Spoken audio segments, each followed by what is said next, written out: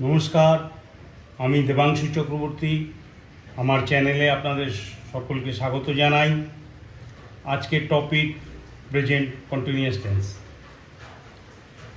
আশা করি টেন্সের পার্ট 1 তোমরা দেখেছো এবং আজকে পার্ট 2 প্রেজেন্ট কন্টিনিউয়াস টেন্সের উপর আমি দিচ্ছি, মন দিয়ে শুনবেন। প্রথমেই এক্সাম্পল দিয়ে শুরু করলাম। She is singing a song, সে একটা গান গাইছে। দ্য ভার্ব ইজ সিঙ্গিং, এটা দেখাচ্ছে the action is still going on, কাজটা চলছে। অ্যাট দ্য প্রেজেন্ট টাইম, যখন বক্তা যখন এই কথাটা বলছে she is singing a song, তখন ইজ সিঙ্গিং ভার্বটা দেখাচ্ছে যে কাজটা চলছে, শেষ হয়নি। কাজটা শুরু হয়ে গিয়েছিল, বর্তমানে চলছে এবং আরও কিছুক্ষণ চলবে। সেটাই সেন্টেন্সের আমি ডেফিনেশনে লিখেছি। The verb is singing shows that the action is still going on at the present time, that the action is incomplete or unfinished. এটাকে বোঝানোর জন্য আমি একটা টাইম লাইন ড্র করেছি।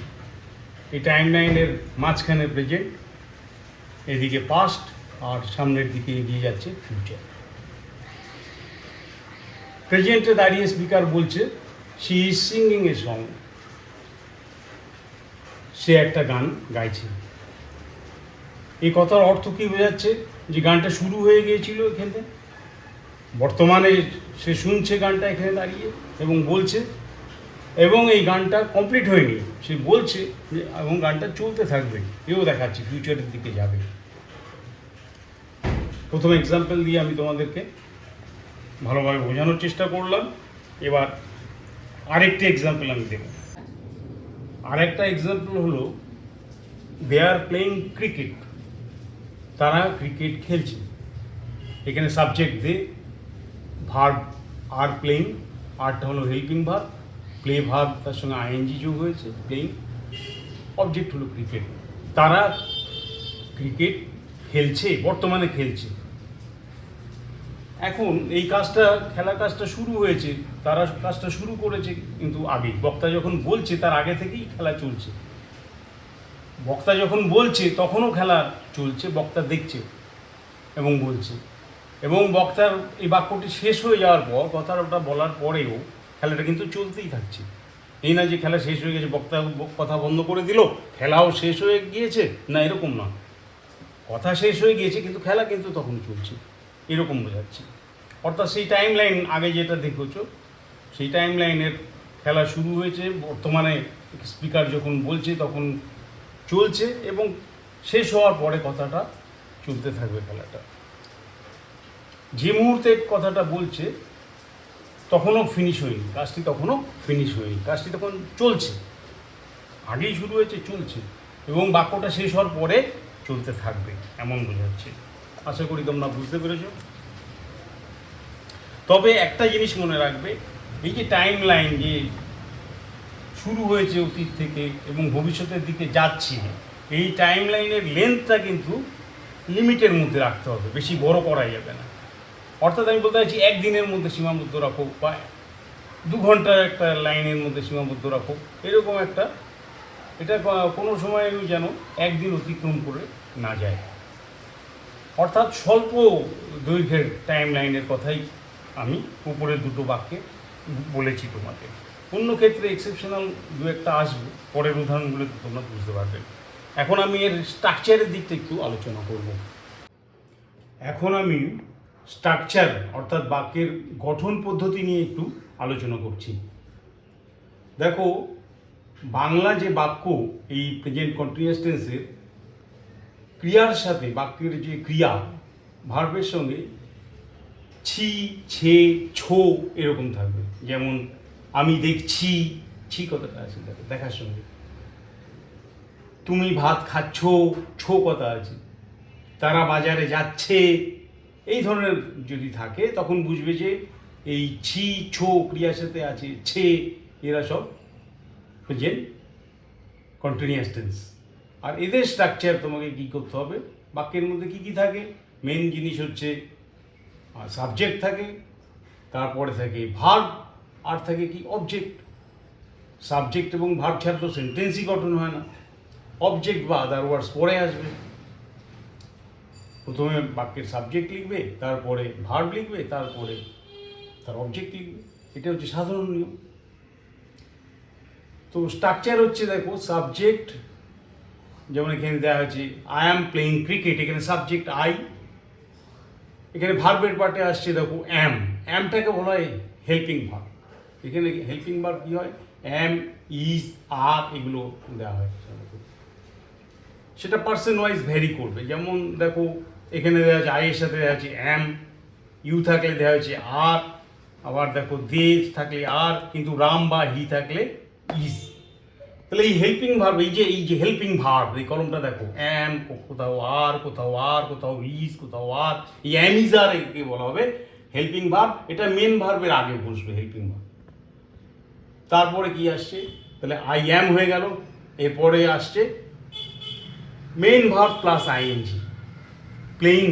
তাহলে এখানে মেন ভার্ব হচ্ছে প্লে আর আইএনজি, দেখো এই ING, ING, ING, ING, singing, ING, singing, ING. তাহলে এইটা হলো মেন ভার্ব প্লাস আইএনজি, অর্থাৎ আই অ্যাম প্লেইং, কি খেলছি, এটাকে বলা হয় অবজেক্ট। ক্রিয়াকে যদি বলো কি খেলছি, কি খেলছি, এটাকে হলো অবজেক্ট, ক্রিকেট। তাহলে কি হলো, আই অ্যাম প্লেইং ক্রিকেট। তাহলে স্ট্রাকচারটা বুঝতে পারলে, আই অ্যাম হচ্ছে সিঙ্গুলার বলে নাম্বার, এখানে আবার নাম্বারের ব্যাপার আছে। দেখো এদিকে দেখো first person, second person, third person. এখানে দেখো নাম্বার, সিঙ্গুলার নাম্বার, এটা হচ্ছে প্লুরাল নাম্বার। এখানে দেখো second person singular number you, second person plural number ও ইউ। এটার মানে তুমি একজনা, এখানে তোমরা বা তুমি অনেকজনা। থার্ড পার্সনে দেখো রাম, একজনকে বোঝাচ্ছে সিঙ্গুলার নাম্বার, সে হতে পারে, হ্যাঁ, রামের বদলে তুমি বই বলতে পারো, খাতা বলতে পারো। এই আই, উই, ইউ ছাড়া আর সবই থার্ড পার্সন। একজন হলে সিঙ্গুলার নাম্বার, অনেক হলে প্লুরাল নাম্বার। দে হয়েছে plural number, I, we, you ছাড়া। এটা মাথায় রাখতে হবে, এইগুলো খুবই সিম্পল জিনিস। আর এই অনুযায়ী হচ্ছে তোমার হেল্পিং ভার্ব আসছে, বুঝলে তো। ফার্স্ট পার্সন সিঙ্গুলার নাম্বার হলে হেল্পিং ভার্ব হবে অ্যাম। ফার্স্ট পার্সন প্লুরাল নাম্বার, এই যে প্লুরাল নাম্বারে প্লুরাল উই মানে অনেকে, এই জন্য প্লুরাল মানে বহু বচন, এখানে হবে আর, অ্যাম না হয় এখানে হলো আর। সেকেন্ড পার্সন একজনা হলেও হবে আর, সেকেন্ড পার্সন অনেকে তোমরা হলো, তুমি একজনা হলেও আর, তোমরা অনেকে হলেও আর, হেল্পিং ভার্ব। থার্ড পার্সনে কি হলো, একজন হলে হবে is, Ram is, he is, Shyam is, the book is, এরকম হবে। আর অনেকে হলে দে আর, এই হেল্পিং ভার্ব আর হয়ে গেল, ইজ না হয়ে এখন যেহেতু এটা থার্ড পার্সন প্লুরাল নাম্বার আর হয়েছে, দে আর। এবার যদি মনে করো আমার বন্ধুরা, তখন কি করবে, মাই ফ্রেন্ডস আর হবে। কিন্তু যদি বলি আমার বন্ধুটি, তখন মাই ফ্রেন্ড ইজ হয়ে যাবে। একজন হলে তখন মাই ফ্রেন্ডস হলে আর হবে, আর শুধু মাই ফ্রেন্ড হলে তখন ইজ হবে, বুঝলে। কী হবে, যেমন মাই ফ্রেন্ড ইজ সিঙ্গিং হয়ে যাবে। আবার যদি বলি friends, my friends are singing হয়ে যাবে। তো বুঝতে পারলে, তাহলে নাম্বার বুঝতে পারলে, এটা পার্সন বুঝলে, নাম্বার বুঝলে, সিঙ্গুলার প্লুরাল। পার্সন আর তোমাকে দেখিয়ে দিলাম তিনটে, first person, second person, third person. Number হয় দুটো, সিঙ্গুলার আর প্লুরাল, এক বচন বা বহু বচন। হেল্পিং ভার্বের স্ট্রাকচারে হেল্পিং ভার্ব অ্যাম, ইজ, আর, তিনটে হতে পারে। আমি ক্লিয়ারলি লিখে দিচ্ছি হেল্পিং ভার্ব কী কী। হেল্পিং ভার্ব হতে পারে অ্যাম অবলিক ইজ অবলিক আর, এই তিনটে হেল্পিং ভার্বের মধ্যে আসে, ঠিক আছে। মাথায় রাখবে অ্যাম, ইজ, আর, হেল্পিং ভার্ব হলো এই তিনটে মাত্র। কোনটা কোথায় আসবে সেটা তোমাকে এই যে দেখো, কোথাও অ্যাম আসছে, কোথাও আর আসছে, কোথাও ইজ হচ্ছে। অ্যামটা হবে ফার্স্ট পার্সন সিঙ্গুলার নাম্বার হলে, ঠিক আছে। ইজটা হবে তোমার থার্ড পার্সন সিঙ্গুলার নাম্বার হলে, আর আরটা হবে বাকি সব জায়গায়। উই হলেও আর হচ্ছে, ইউ হলেও আর হচ্ছে, দে হলেও, থার্ড পার্সন প্লুরাল নাম্বার হলেও আর হচ্ছে। একটু মন দিয়ে পড়বে তাহলে সব বুঝতে পারবে। এই পার্টটা হয়ে গেল I plus helping verb am plus main verb play. Play V1 বলা হয়, প্লে মানে খেলা করা। সেই প্লে ভার্বের সঙ্গে আইএনজি, প্লেইং। এখানে স্টাডি মানে পড়াশুনো করা, তার সঙ্গে আইএনজি দিয়ে স্টাডিং। এখানে সিং মানে গান করা, তার সঙ্গে আইএনজি দিয়ে সিঙ্গিং ভার্ব করা হয়েছে, ঠিক আছে। এটা হচ্ছে rule, this is the rule of this continuous tense. বাকি এটা অবজেক্ট, এটা বলার বেশি দরকার নেই। কি খেলছে ক্রিকেট, কি পড়ছে ইংলিশ, কি করছে সিঙ্গিং মানে গান, কি গান গাইছে এ সং, হ্যাঁ, এই ধরনের অবজেক্ট। তাহলে আশা করি এটাও তোমাদের ক্লিয়ার হয়েছে। আমি এখন কিছু আরেকটা উদাহরণ দিতে চাই। হ্যাঁ, আমরা দ্বিতীয় যে ক্ষেত্র যেখানে এই প্রেজেন্ট কন্টিনিউয়াস টেন্সের ব্যবহার হয় তা নিয়ে একটু আলোচনা করবো এখন। নিশ্চিত বা নিকট ভবিষ্যতে ঘটতে চলেছে এমন ক্ষেত্রেও আমরা প্রেজেন্ট কন্টিনিউয়াস টেন্সের ব্যবহার করি। দেখো, এটা যে যেই যাচ্ছি যাচ্ছ এরকম না, এটা হতে চলেছে, এখনও হচ্ছে না। প্রেজেন্ট টাইমে যেমন বলছিলাম না, যে স্পিকার যখন বলছে তখনই ঘটছে, এটা একটু আলাদা, সিচুয়েশনটা একটু আলাদা। নিশ্চিত বা নিকট ভবিষ্যতে হবে, এখনও কিন্তু শুরু হয়নি, চলছে এরকম না, যাচ্ছে খাচ্ছে, আমি যাচ্ছি খাচ্ছি এরকম না, এটা হতে চলেছে। কিন্তু এরকম বোঝালে যে এটা নিশ্চিত হওয়া যায় এবং বেশি দূরের হওয়া নয়, এরকম বোঝালে আমরা এই প্রেজেন্ট কন্টিনিউয়াস টেন্স ব্যবহার করব। যেমন ধরো, we are going to watch a movie tonight, আমরা আজকে রাত্রে একটা সিনেমা দেখতে চলেছি। এখন দেখছি না, প্রেজেন্ট মোমেন্টে দেখছি না, আমরা দেখতে চলেছি। এর মানে হচ্ছে আমরা দেখতে যাচ্ছি, এই সেই আছি আবার এসে গেল। কিন্তু এটা রাইট নাও হচ্ছে না, ঘটনাটা এখন আছো এসে যাচ্ছে ঠিকই, আমি ওটা ভুল বলেছিলাম। আছো আসছে, কিন্তু চলছে না, ঘটনাটা এখন রানিং নয়, প্রেজেন্টে নয়, এটা একটু পরে গিয়ে ঘটবে। এই জন্যই আমি লিখেছি নিশ্চিত বা নিকট ভবিষ্যতে ঘটতে চলেছে, ঘটছে আমি বলিনি, ঘটতে চলেছে, ঘটবে এরকম বোঝাচ্ছি। You are going to watch a movie tonight, আজ রাতে আমরা একটা বই দেখতে যাচ্ছি, চলেছি। তৃতীয় উদাহরণ দেখো, my uncle is arriving tomorrow morning, আমার কাকা আগামীকাল সকালে আসবেন। এখানে দেখো, আমরা কি বলি, আমরা বলি আসছে, আমার কাকা আগামীকাল সকালে আসছেন এরকম বলি। কিন্তু তুমি এরকমও বলতে পারো, আমার কাকা আগামীকাল সকালে আসবেন, দুটোর মানে এখানে একই। তবে কাজটা, এই আসার কাজটা কিন্তু চলছে না, এটা হতে চলেছে, ঘটতে চলেছে, এই জন্য নিকট ভবিষ্যতে ঘটতে চলেছে। এবং এটা নিশ্চিত, হ্যাঁ আমি sure, I am sure and certain, কি না আমার কাকা কাল সকালে আসবেন। এরকম ক্ষেত্রে আমরা বলছি যে আমার কাকা কাল সকালে আসছেন বা আসছেন। এর বদলে আমরা এও বলতে পারি যে আমার কাকা কালকে সকালে আসবেন, অর্থাৎ নিকট ভবিষ্যৎ, এখনও চলছে না, রানিং নয়। আমি আগের ঘটনার সিচুয়েশন 1-এ আমি সব দেখিয়েছি যে রানিং, তারা ক্রিকেট খেলছে, তারা খাচ্ছে, তারা গান গাচ্ছে, কিন্তু এটা সেরকম না, আসতে চলেছেন এরকম বোঝাচ্ছে। প্রেজেন্টে তারা এসে গিয়েছেন মানে শুরু করেছেন এরকম না। আচ্ছা, এবার আমি আসবো আরেকটা সিচুয়েশন 3, সেক্ষেত্রেও আমরা এই প্রেজেন্ট কন্টিনিউয়াস টেন্সের ব্যবহার আমরা করে থাকি। সিচুয়েশন 3 বলতে সিচুয়েশনটা হচ্ছে কি, কোনো কাজ চলছে লম্বা সময় ধরে, ব্রেক দিয়ে দিয়ে চলছে।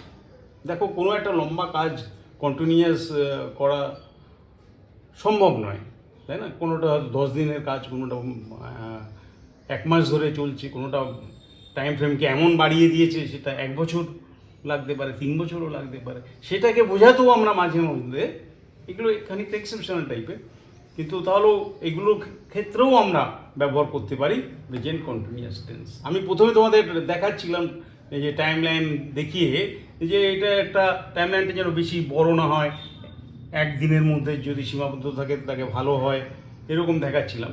কিন্তু এই ক্ষেত্রে কিন্তু ব্যতিক্রম টাইপের, কোনো কাজ লম্বা সময় ধরে চলছে ব্রেক দিয়ে দিয়ে, এটা কন্টিনিউ চলছে, ডিসকন্টিনিউ করে করে কন্টিনিউ হয়ে চলেছে, ব্রেক দিয়ে দিয়ে চলছে, সেক্ষেত্রেও আমরা প্রেজেন্ট কন্টিনিউয়াস টেন্স ইউজ করতে পারি। যেমন ধরো, he is reading Charles Dickens David Copperfield, এটা বিখ্যাত বই চার্লস ডিকেন্সের ডেভিড কপারফিল্ড, তোমরা সুযোগ সময় হলে পড়বে। হি ইজ রিডিং, সে পড়ছে চার্লস ডিকেন্স ডেভিড কপারফিল্ড, সে চার্লস ডিকেন্সের ডেভিড কপারফিল্ড বইটা পড়ছে। এর মানে এই না যে সে রাইট নাও যখন বলছে সে তখনও পড়ছে, এটা এর মানে এটা তা নয়। প্রথম সিচুয়েশানে আমি যা বলেছি সেরকম মানে নয়। এর মানে কখনো পড়ছে না, কখনো পড়ছে, কিন্তু কাজটা কন্টিনিউ চলে যাচ্ছে, ডিসকন্টিনিউ হয়ে কন্টিনিউ চলছে একটু লম্বা সময় ধরে, পিরিয়ডটা তো 1 মাস ধরে পড়ছে। আরেকটা উদাহরণ দেখো, আর ইউ স্টাডিং লস, তোমরা কি আইন নিয়ে পড়ছো? আর ইউ স্টাডিং লস, তোমরা কি আইন নিয়ে পড়ছো? আইন নিয়ে তো পড়ছো মানে যে তখন পড়ছে তা না, এটা পড়ছে অনেক দিন ধরে, হয়তো পড়ছে তারা, আরও হয়তো বছরখানেক ধরে পড়বে। তো এই ধরনের ক্ষেত্রে যখন বলছে তখন যে তারা পড়ছিল এরকম না, তখন হয়তো তারা বাজারে ঘুরছে, বা তখন হয়তো তারা হোটেলে খাচ্ছে, এরকম হতে পারে। কিন্তু মিনিংটা তাই, আর ইউ স্টাডিং লস, তোমরা কি ল নিয়ে পড়াশুনো করছো? তো এই হলো সিচুয়েশান, 3টে সিচুয়েশান আমি দিলাম। বন্ধুরা, আমি ভিডিওটা এখানেই শেষ করছি। ভালো লাগলে সাবস্ক্রাইব করবেন এবং অন্যদের সঙ্গে শেয়ার করবেন। আমি শীঘ্রই পার্ট 3 নিয়ে আসব, সেটা থাকবে প্রেজেন্ট পারফেক্ট টেন্সের ওপরে। আমার সঙ্গে এতক্ষণ থাকার জন্য ধন্যবাদ। Thank you for watching the video.